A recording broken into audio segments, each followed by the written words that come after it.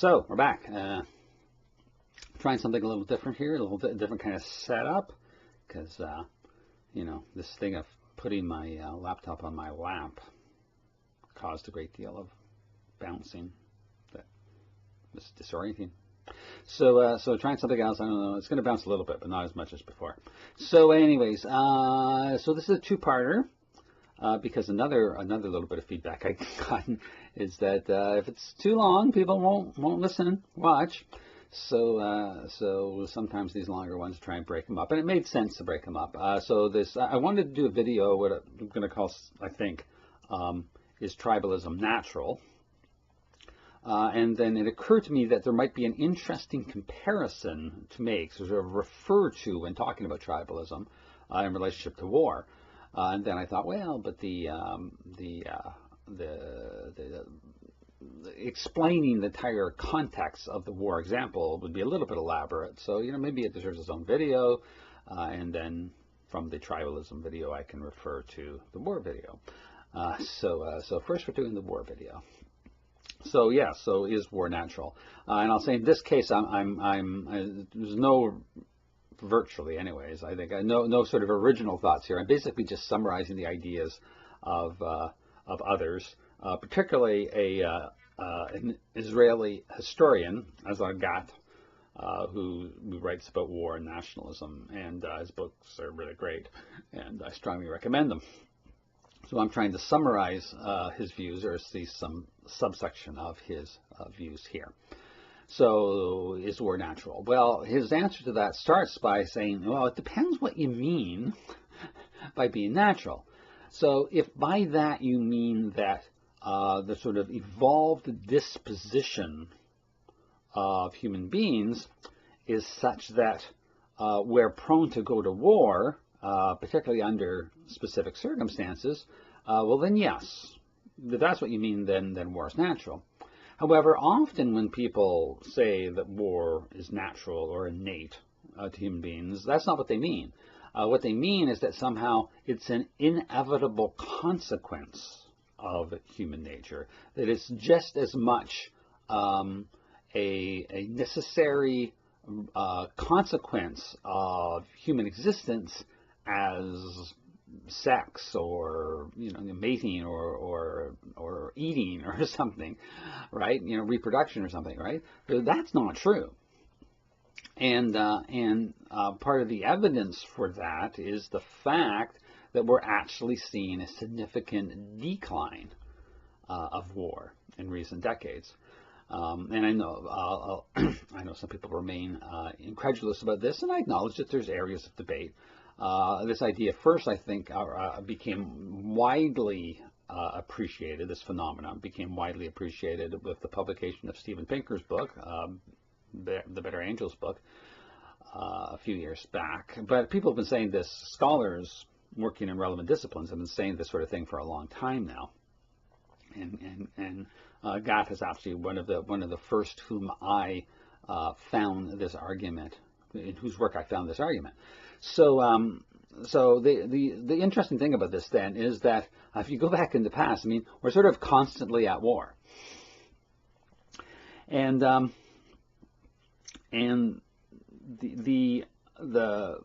main motive for war seems to be to gain control over resources.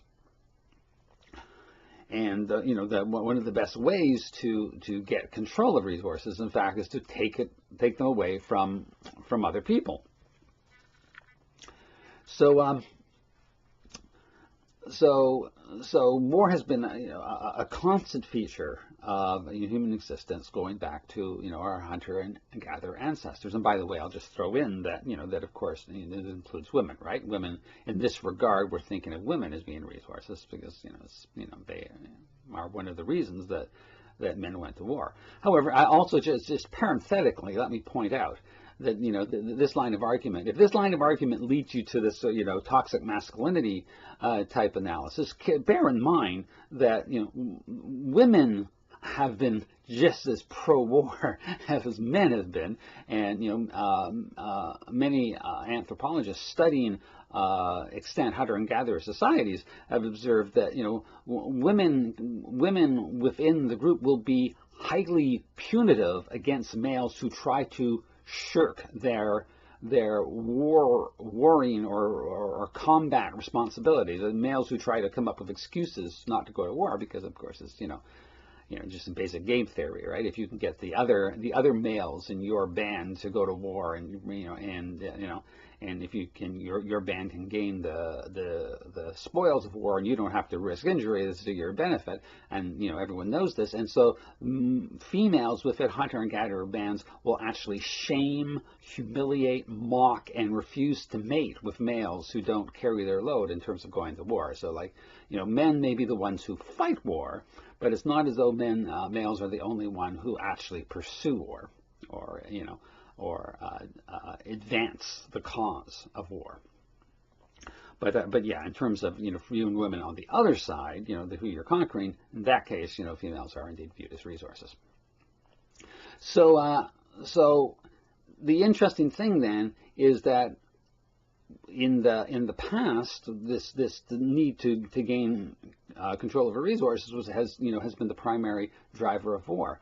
And as you move into and beyond the agricultural revolution, it becomes possible to accumulate larger stores of resources, and the military conflicts over other people's resources become more what we might say today as capital intensive. And a striking feature in sort of the historical period, which we usually is sort of determined as being sort of since written records, or maybe you could say since the agricultural revolution, is that particularly wealthy countries, and I'll just use the word country as sort of because we have lots of different kinds of political organization over this time period, so I'm just going to use the word country to refer to all these different kinds of political organizations. The countries that were most prone to go to war with each other were the wealthiest countries. And this isn't a coincidence. And there's two elements here. I mean, one is that if you're wealthy, you have more resources to go to war. And the other aspect of it is that if you're successful at going to war, you're going to be the wealthiest country because you're taking other people's resources, right? So this is not surprising that you would expect lots of war, because it's the primary way of getting hold of resources, and the wealthier you are, the more likely you are to go to war. So this is like the normal state of affair for century upon century upon century in our recent, relatively speaking, in terms of evolution, relatively recent past. However, things have suddenly changed, and this is part of Gatt's argument.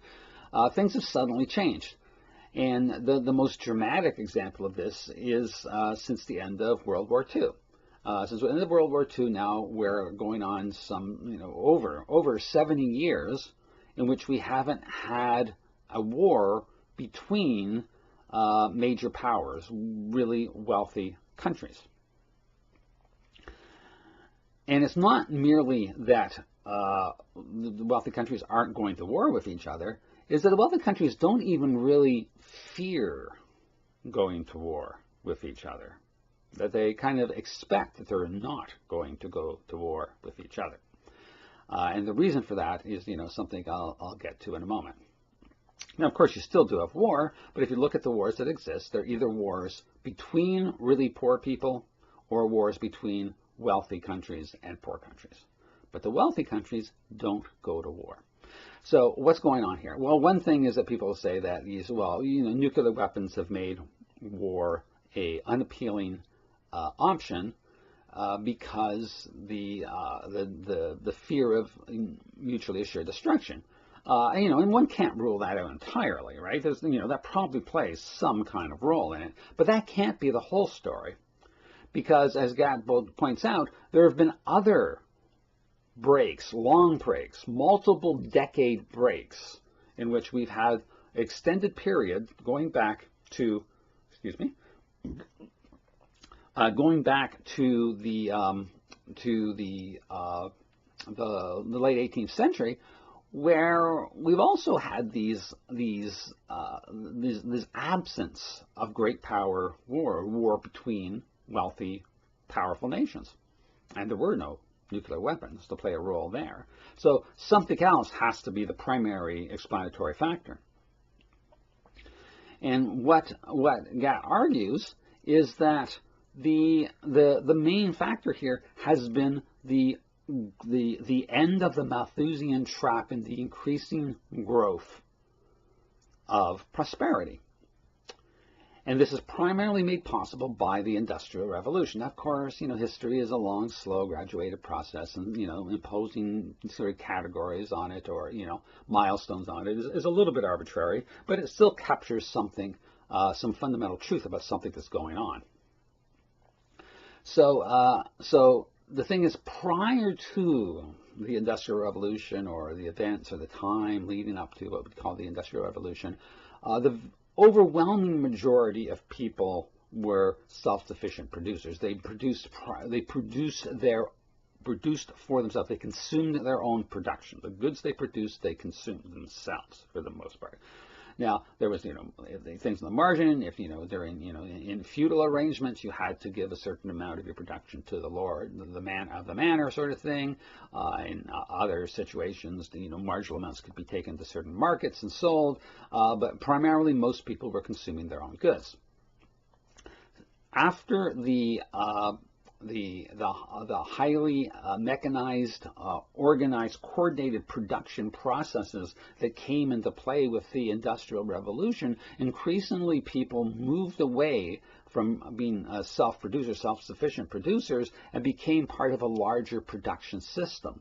This larger production system eventually leads to the point where most people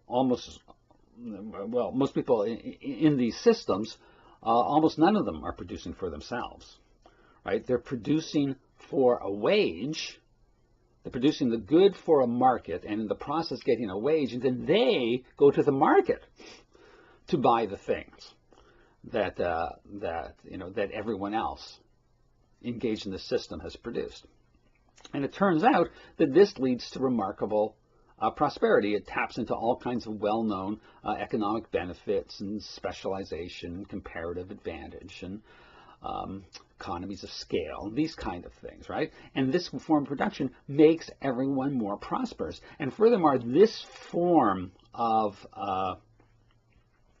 wealth production, this incredible form of wealth production, benefits from the most people who participate in it. The more people who participate in it, the more prosperous it becomes, because you get higher levels of comparative advantage and specialization, division of labor, and economies of scale, and so forth. Becomes more potent the more people who are participating in it. So you get increasingly this spread of economic prosperity through industrialized or mechanized production and international trade. And so here then explains why war, great power war, is becoming less and less common. Is because previous to the Industrial Revolution, war was the best way to get rich through taking the resources of others. Subsequent to the Industrial Revolution, you get far richer through this economic system of mechanized production and global trade. So war, whereas previously had been the instrument of wealth production, subsequent to the Industrial Revolution, increasingly wars become the instrument for the destruction of the creation of economic prosperity. War not only consumes resources that can be better spent in other ways, but it also disrupts the systems of mechanized production and international trade that creates the prosperity. So you get more resources not engaging in war if you live in a prosperous society than you get if you do engage in war. And that's why in the wealthy world, not only do countries not go to war with each other, but they have no expectation that anyone else wants to go to war with them, who's also a wealthy nation, because everyone understands. It's like a reverse. There's this thing called the Hobbesian trap that Hobbes talks about in the Leviathan, where if you understand that you can gain a strategic military and economic advantage by sneak attacking, first strike attacking someone else, well, you may decide not to do that, but you're capable of recognizing that they also have the potential to gain that advantage.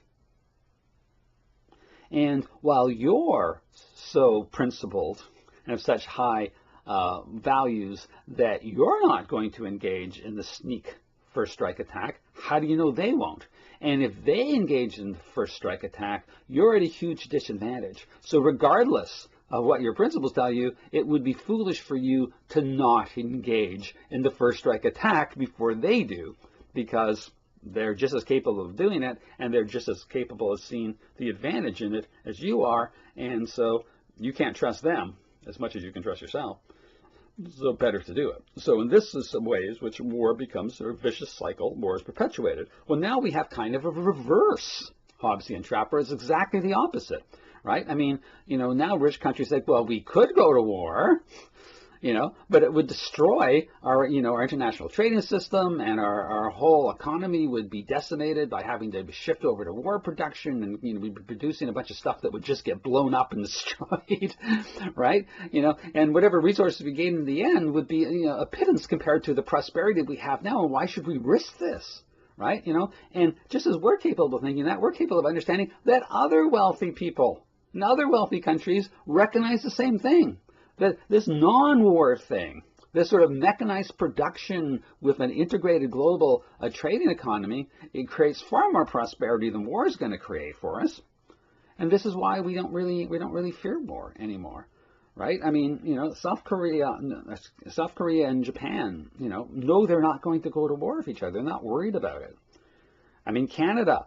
It's this immense border. The United States could walk across that border any time and take over Canada if they wanted to, right? But just everyone knows this isn't going to happen, right? Because there's nothing to be gained in this kind of thing. The only thing you can get out of this is a loss.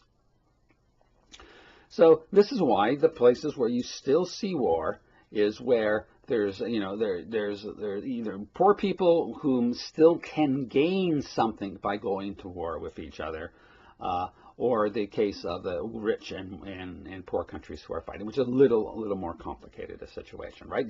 By the rich countries going to war with the poor countries, they are draining resources that they could spend otherwise, but they're not disrupting the whole economic system, right? As was so utterly disrupted by the Second World War.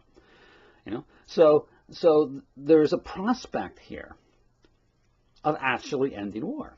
War could actually end.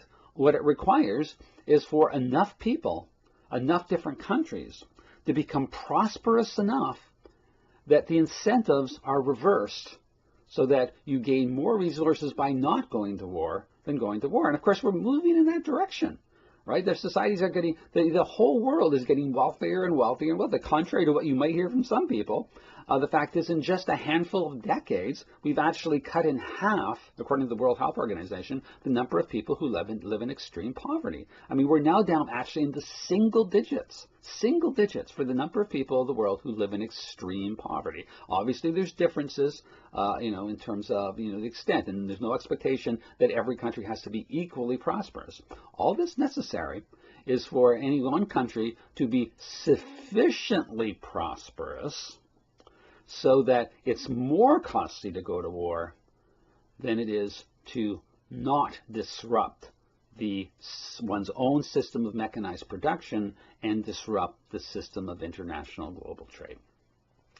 That's the way in which war could actually, and I mean, maybe not completely 100%, but basically disappear as a prime feature of human life.